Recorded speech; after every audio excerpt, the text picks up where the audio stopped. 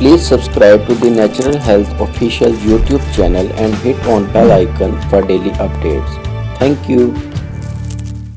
बिस्मिल्लाहिर्रहमानिर्रहीम। रमज़ान की आमद है। आप देख रहे हैं natural health official YouTube channel और हम बना रहे हैं रमज़ान के हवाले से नए पैकेजेस कि आप रमज़ान में क्या खाएंगे और क्या नहीं खाएंगे। आज हम बात करेंगे कि इफ्तार करते हुए आप कौन सा लिक्विड आप यूज करें, क्या पिए क्या ना पिए। तो जनाब सबसे पहले हम आपको बताएंगे कि हमारे यहाँ एक रिवाज है कि रमज़ान में इफ्तार के लिए दूध सोडा बनाया जाता है। और यार दूध सोडा कहाँ से आ गया? दूध सोडा पता नहीं किसने बना दिया है। ये दूध सोडा बड़ी खतरनाक चीज है। जिस वक्त आप दूध में बोतल डालते हैं तो बोतल डालने से दूध फट जाता है और आपको अंदाजा नहीं है कि दूध फटने का मतलब क्या है। दूध फटने का मतलब दोस्तों ये होता है कि वो जो बोतल आपने दूध में डाली है उसने दूध के साथ कीमियाई अमल किया है, केमिकल रिएक्शन किया है और दूध जो है वो अब दूध नहीं रहा है। आप उसको पी भी लेते हैं, बज़ाहिर बड़ी ठंड पड़ती है उससे और बड़ा स्वाद आता है उसमें कि आप जब खाली पेट रोजा खोलते हैं दूध सोडे के साथ। लेकिन ये बहुत खतरनाक चीज होती है। पेट खाली होता है और वो कार्बनिक एसिड जो आपके मैदे में गया है वो आपके मैदे में वो उखाड़ पिछाड़ मचा देता है कि आप थोड़े अरसे में पेट के मरीज बन जाते हैं।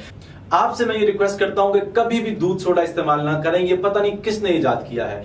दूध सोडा जब आप इस्तेमाल करते हैं तो एक तो दूध अपनी असल से गया और दूसरी बात ये होती है कि ये जो लिक्विड्स आप जो सॉफ्ट ड्रिंक के नाम से पीते हैं ये आपकी हड्डियां जो कैल्शियम से बनी हुई हैं उन्हें भी खराब कर देते हैं। लिहाजा हम आपको बता रहे हैं बड़ी अहम बात, आप अगर इफ्तार करना चाहते हैं तो उसके लिए आप इस्तेमाल करें नेचुरल ड्रिंक यानी फितरी मशरूबात। और उनमें सबसे बेहतरीन चीज क्या है? स्कंजबीन। आप सारे दिन से रोजे से हैं, आपने पानी नहीं पिया, आपके जो जिस्म में मौजूद इलेक्ट्रोलाइट्स हैं वो कम हो चुके हैं क्योंकि सारा दिन आप पसीना बहाते हैं। गर्मियों के रोजे हैं, पसीना बहने से आपके जिस्म में इलेक्ट्रोलाइट्स की, नमकियात की कमी हो जाती है। और स्कंजबीन के अंदर आप देखते हैं कि आप पानी डालते हैं, उसमें नींबू डालते हैं और उसमें नमक का इस्तेमाल करते हैं। ये तीनों चीजें आपके लिए बहुत जबरदस्त हैं। तो आप लोग क्या करेंगे कि आप अपना इफ्तार स्कंजबीन के साथ करेंगे। हमारे यहाँ स्कंजबीन में रिवाज है कि नमक के साथ साथ चीनी भी डाल देते हैं। तो जनाब चीनी का इस्तेमाल भी आप कर सकते हैं लेकिन कोशिश करें